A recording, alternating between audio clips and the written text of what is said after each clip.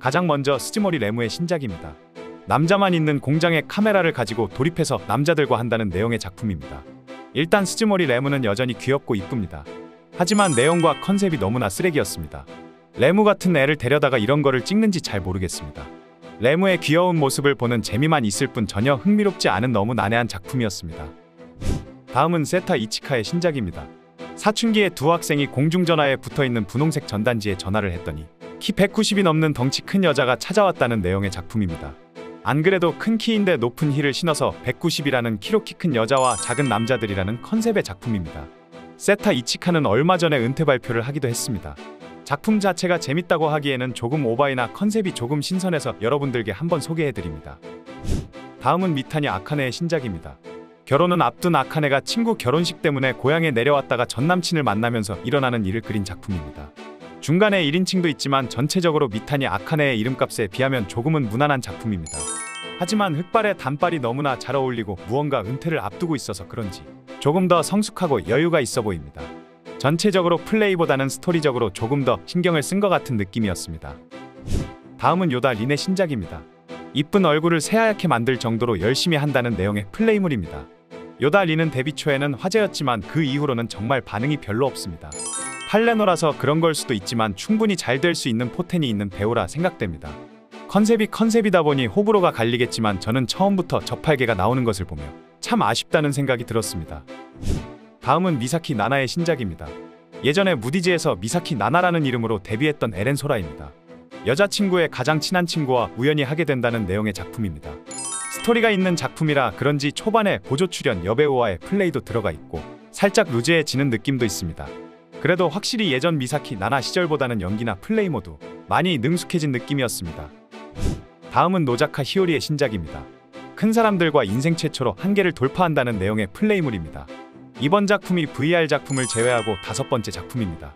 믿고 기다려준다는 5번째 작품인데 확실히 데뷔 초에 비해서는 많이 성장한 게 보입니다. 마지막에는 3명까지 상대하며 전체적으로 기본에 충실한 작품입니다. 다음은 나츠조라 리카의 신작입니다. 청순함 속에 숨어있는 본성을 끄집어낸다는 플레이물 작품입니다. M성향에 맞춰서 안대나 목조리기, 구속 등 다양한 도구 등을 활용해서 컨셉에 맞게 다양한 플레이를 보여줍니다. 하지만 뭐랄까 아직은 연기력이 부족해서 그런지 조금 어색해 보였습니다. 연기가 부족하니 그리 심한 설정도 아닌데 조금 과해 보이기도 했지만 이제 3번째 작품이라는 점에서는 조금 더 믿고 기다려봐도 괜찮을 것 같습니다. 다음은 카네마치 키오의 신작입니다. 첫 드라마물이자 드라마의 근본인 출장 시리즈 작품입니다. 기본 설정에 그라비아를 활동했었다는 설정을 추가했고 플레이에어도 첫 번째 신 이외 마지막 신에서도 스타킹을 추가했습니다. 요 근래 본 출장 시리즈 중에서 가장 괜찮은 작품이었습니다. 출장 시리즈에서 제가 좋아하는 욕실신도 좋았고 마지막 스타킹이 정말 매력적으로 나왔던 작품이었습니다. 다음은 오쿠다 사키의 신작입니다. 대학 입시를 위해서 도쿄에 올라왔는데 옆집에 나는 소리 때문에 공부에 집중할 수가 없다는 내용의 작품입니다. 오쿠다 사키답게 유부녀 역할이며 주로 마돈나에서 많이 나오는 설정의 작품입니다. 일단 오쿠다 사키의 연기는 좋았고 확실히 누님의 매력을 잘 보여줍니다.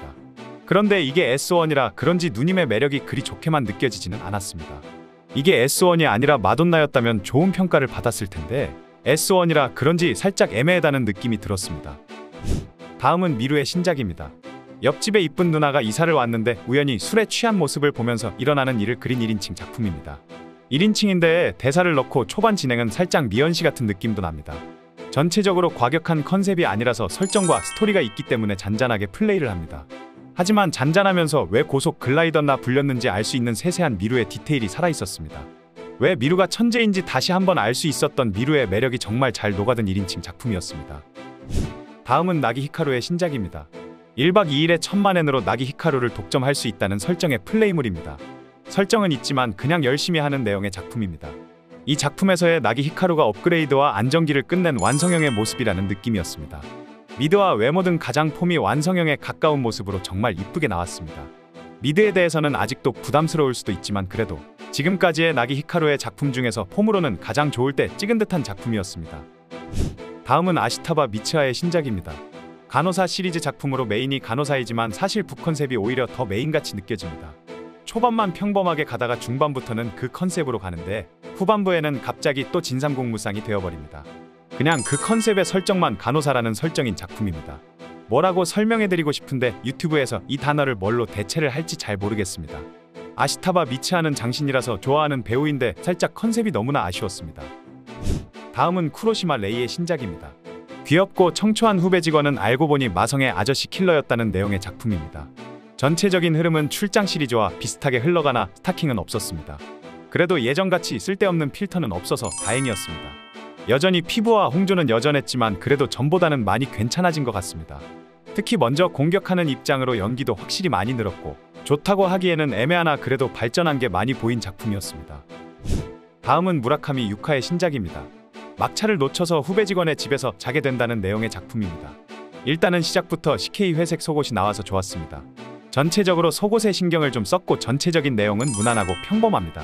무언가 특별한 포인트라고 할 것도 별로 없었지만 그냥 무라카미 유카가 귀엽고 이쁘게 나옵니다. 그게 전부이지만 그 이유만으로도 한 번은 볼 가치가 충분한 작품이라고 생각합니다. 다음은 니토 사야카의 신작입니다. 남편의 지원하에 에스테점을 오픈해서 열심히 하지만 악덕 손님들 덕에 점점 바뀌어 간다는 내용의 작품입니다. 전체적으로 에스테물이지만 드라마가 추가된 작품입니다. 니토 사야카의 이미지에 맞게 유부녀라는 설정에 확실히 평범한 에스테물보다는 이런 드라마적인 요소가 있는 게 더 잘 어울리기는 했습니다. 에스테물도 드라마적인 요소를 잘 넣어서 잘 살리긴 했지만 그렇다고 니토 사야카가 매력적으로 느껴지지는 않았습니다. 다음은 미타 마린의 신작입니다. 1개월간 영양제를 먹으며 금욕 생활을 하는 금욕 시리즈 작품입니다. 보면서 놀란 건 미타 마린을 가면 갈수록 점점 더 이뻐지는 것 같습니다.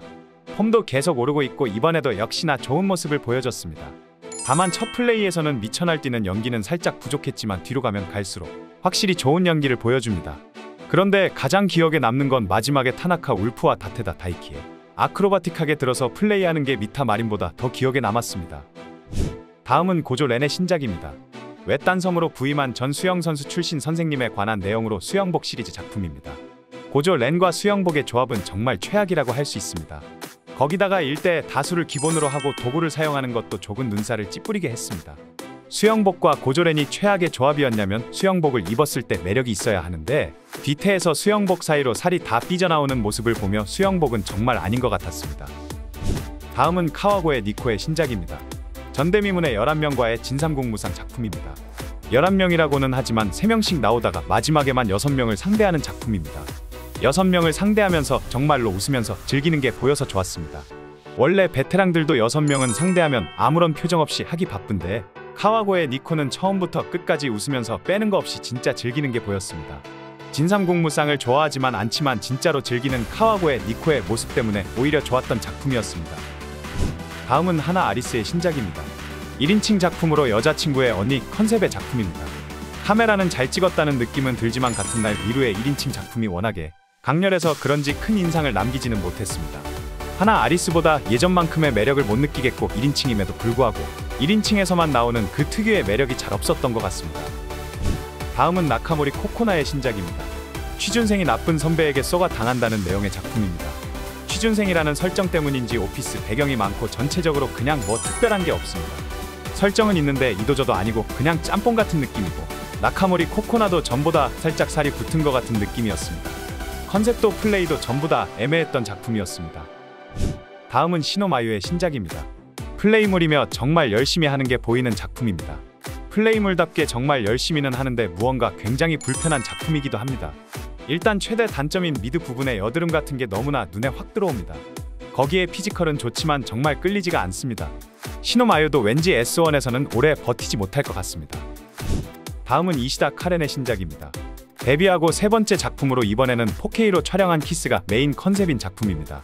슬렌더이기는 한데 정말 너무 말라서 매력이 없습니다. 거기다가 제가 극혐하는 한 가지 중 하나인 틴트를 왜 그렇게 바르고 나오는지 모르겠습니다. 저게 원래 저 색깔일 리는 없고 틴트인데 굉장히 부자연스럽고 보기 좀 아닌 것 같습니다. 연기는 확실히 전보다 자연스러워지는 것 같은데 아직도 많은 아쉬움이 남는 작품이었습니다. 마지막으로 아오조라 히카리의 신작입니다. 인격지배 라이트로 인기 아나운서를 인격지배 하다는 최면물입니다. 아나운서라는 설정답게 뉴스 진행하는 모습도 볼 수 있습니다. 간만에 보는 손발이 오그라드는 작품으로 살짝 보는 사람이 부끄러워지도 합니다. 이런 특이한 컨셉의 작품을 좋아하시는 분들에게는 추천해드리지만 아니신 분들에게는 추천해드리기 조금 애매한 작품입니다. 3분 휴지. 이상 S1과 기타 레이블의 신작들이었습니다. S1 신작 중에서 타노 유와 코이나타 리유의 작품은 스쿨룩 작품이라 제외를 했습니다. 제외한 작품들 중에서는 무언가 딱히 따로 소개해드릴 만한 작품은 없었던 것 같습니다. 비비안의 백합 신작들도 흥미로운 조합은 없었기에 이번에는 전부 제외를 했습니다. 개인적으로는 이번 신작들 중에서는 미루와 나기 히카루의 신작이 가장 좋았습니다. 그리고 좋아하는 장르는 아니지만 카와고의 니코의 6명을 진심으로 즐기는 모습이 가장 인상 깊었습니다. 마돈나와 아이포켓의 신작들은 다음 영상을 통해 소개해 드리도록 하겠습니다. 별점은 매우 주관적이며 그냥 참고만 하시기 바랍니다. 오늘 보신 신작들 중에서 보고 싶으신 신작이 있으시다면 더보기란과 고정 댓글을 확인해 주시면 감사하겠습니다. 회원가입 시 다양한 혜택도 드리고 있으니 많은 회원가입 부탁드리겠습니다. 오늘도 이상한 영상을 시청해 주셔서 감사합니다. 지금까지 3분 유지였습니다.